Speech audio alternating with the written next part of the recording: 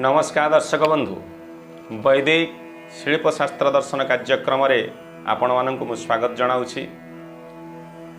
आसंतु आज आलोचना करवा गृहस्थरे शयन कक्ष बा बेडरूम विषय आम आलोचना करवा। अज्ञानवशतः अनेक लोक तांकर घर प्लान कला बेले बेडरूम बा शयन कक्षटी भूल जगह निरूपण करिथांती, जहा निश्चित भाव तांको गृहस्थरे वास्तुदोष सृष्टि होगा सहित तांकर शयन रे बाधा एवं मानसिक अशांति ये सबू भोग होता है एवं तांकर रोग ऋण एवं शत्रु वृद्धि मध्य होता है। तेबे आसंतु सठिक उपाय कौन, गृहस्थरे प्लान कला बेले वास्तु अनुसार शयन कक्ष केउं दिगरे रहिले शुभ एवं केउं दिगरे रहिले अशुभ एवं कौन कौन शुभाशुभ फल प्राप्ति होता है, आज सही विषय रे आमे आलोचना करिबा। सदा सर्वदा आपण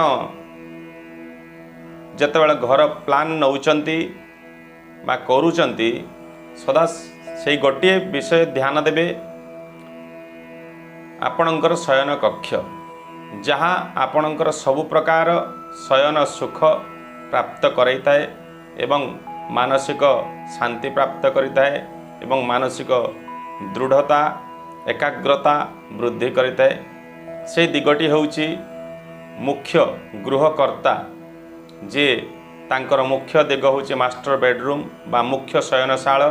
से होउची आपणकर नैऋत कोण, दक्षिण एवं पश्चिम कोण। आपण से दिगरे मास्टर बेडरूम बा मुख्य शयन कक्षटी को रखिबे, जहाँ गृहर कर्ता एवं मुरबी जे अर्थ उपार्जन करुछंती घरटे को करुछंती से सही दिगरे जदि शोचंती सही कोणरे तांकर बेडरूम टे रखुचंती, निश्चित भावरे तांकु सब प्रकार सुख सौभाग्य प्राप्ति होता है। आपण दक्षिण एवं पश्चिम दिगरे मध्य बेडरूम रखिपारे, यह मध्य आपणक पई शुभ देइଥାଏ।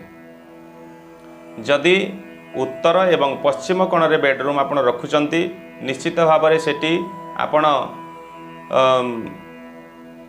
अतिथि एवं कन्या आपणकर जो झियो अछंती, यदि झियो अछंती आपण सेही दिगरे तांकु शयन करिवा पई देले सेमानकर मंगल होवा सहित गृहर मध्य मंगल होता है। सेही वायव्य कोण अर्थात उत्तर एवं पश्चिम कोणरे मुख्य गृहकर्ता जे अर्थ उपार्जन करुचंती, टंका इनकम करुचंती बा गृह को चलाउचंती, सही प्रकार व्यक्ति केबे भी वायव्य कोणरे बेडरूम रे सुइबा शयन करिबा उचित नुहे, जहाँ निश्चित भाव में तांकर आर्थिक स्थिति खराब होता है, आर्थिक समस्या सृष्टि होता है। जेते धन आसिले मध्य तांको कोळेई न थाए बा नियंट होता है।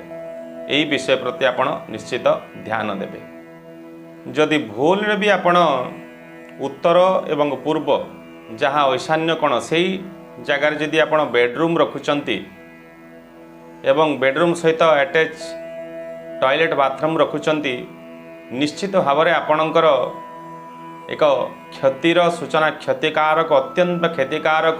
से गृहकर्ता केबे भी सुख शांति से गृह रे भोग करि पारि न थाए।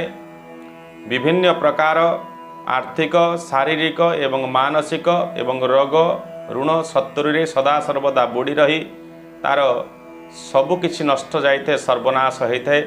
तेणु आपण केबे भी ईशान्य कोण अर्थात उत्तर पूर्व कोणरे कौनसी बेडरूम रखिबे नाही।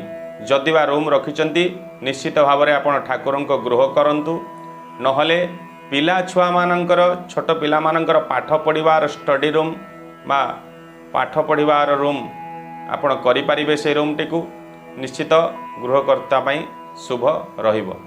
आ दक्षिण एवं पश्चिम दिगरे जो बेडरूम रहिबो, निश्चित आपणकर पुत्र अर्थात आपण पुओ माने से गृहर पुओ माने जदि से दिग मानकरे शयन करुचंती, निश्चित भाव में तांकु सर्वशुभ फल प्राप्ति होता है। नव दंपति केबे भी दक्षिण एवं पूर्व कोणरे केबे भी रहिबा उचित नुहे, शयन करवा उचित नुहे एवं से दिगरे केबे भी आपण बेडरूम करेंगे नहीं। ईशान्य एवं आग्नेय कोण रे जदि भूल रे भी ईशान्य आग्नेय कोण रे बेडरूम करिसंती एवं नवदंपति रहिचंती निश्चित सेमानंकर संतान दोष विवाहर जो दाम्पत्य सुख भोगरे बाधा आसीताए एवं तांकर विवाह विच्छेद मतांतर मनांतर बढ़ी बढ़ी चली थाए जहाँकि दाम्पत्य सुख केबे भी भोग होई न थाए। एही प्रकार गृहर वयस्क व्यक्ति जेतिकी अछंती सेमाने सदा सर्वदा दक्षिण आड़क मुंड करिकी शोइबा उचित, जहाँ तांक पई आयुर वृद्धिकारक एवं मानसिक शांति प्राप्त होता है सेमानंकु। एवं पूर्व दिग को छोट पिला माने निश्चित भाव में पूर्व दिग को मुंड दे शोइबा उचित। यह द्वारा तांकर मानसिक स्थिति सुदृढ़ होगा सहित विद्यार बुद्धि, स्मरण शक्ति बुद्धि एवं ज्ञान प्राप्त होता है एवं सुख सौभाग्य मध्य प्राप्त होता है। वयस्क माने दक्षिण दिग को मुख मुंड रखी शोइबा उचित एवं पिला माने पूर्व दिग को मुख मुंड रखी शोइबा उचित। निश्चित यह द्वारा समस्त सुख प्राप्ति होता है। पश्चिम दिग को केबे भी मुंड दे शोइबा उचित नुहे। पश्चिम दिग को जदि मुंड दे शोचंती निश्चित दुख एवं कष्ट भोग होता है। किंतु गृहर अतिथि जदि के दिने अधिका कुणियाटे आसी अतिथि आसिचंती सेमाने पश्चिम दिग को मुंड रखी शोएबा उचित। यह द्वारा शुभ फल प्राप्ति होता है गृहकर्ता को। उत्तर दिग को केबे भी मुंड रखी शोइबा उचित नुहे। जदि उत्तर दिग को आपण मुंड रखी शोचंती निश्चित भाव में आपणकर हृदय जनित रोग, हृदरोग, हार्ट संबंधी रोग सृष्टि होता है, रक्तचाप संबंधी रोग सृष्टि होता है एवं अकाल मृत्युर जग मध्य सृष्टि होता है।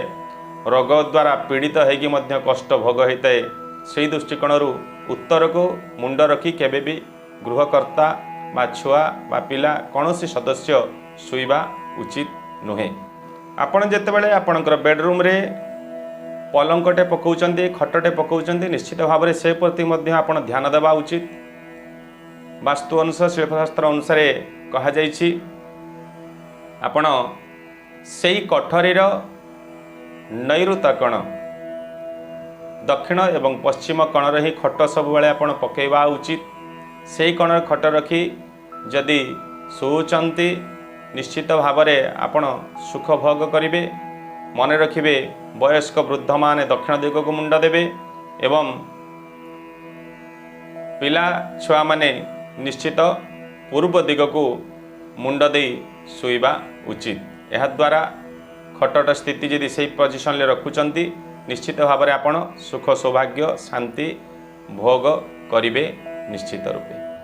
आपणकर बेडरूम रे जेतेबेले आपण आलमारी रखुचंती निश्चित आपण पश्चिम एवं दक्षिण दिगरे रखंतु, जहाँ सेगुड़िकर मुख उत्तर एवं पूर्व को हब। आलमारी गुड़िकर निश्चित भाव में धन एवं सुख सौभाग्य भोग होता है। जदि गडरेज भी रखुचंती से पोजिशन ले आपण रखी पारिबे। जदि मृत व्यक्ति मानकर बा पूर्वज मानकर फोटो आपण रखुचंती निश्चित आपणकर ड्राइंग हॉल रे आपण रखी पारिबे।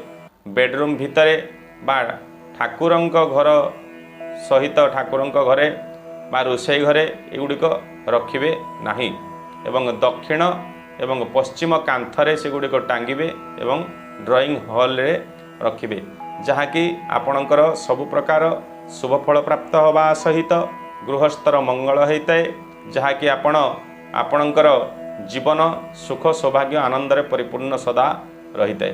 तेबे दर्शक बंधु मोर आशा आलोचनाटा आपणक पई निश्चित ज्ञानवर्धक होइतिबो। आपणकर गृहर मास्टर बेडरूम बा जितेबाला चयन करुचंती निश्चित आपणकर खट केमितिका पकेबे, कौ दिग को मुख करिकी शुइबे, ये सब विषय आप ज्ञान प्राप्त करेंगे।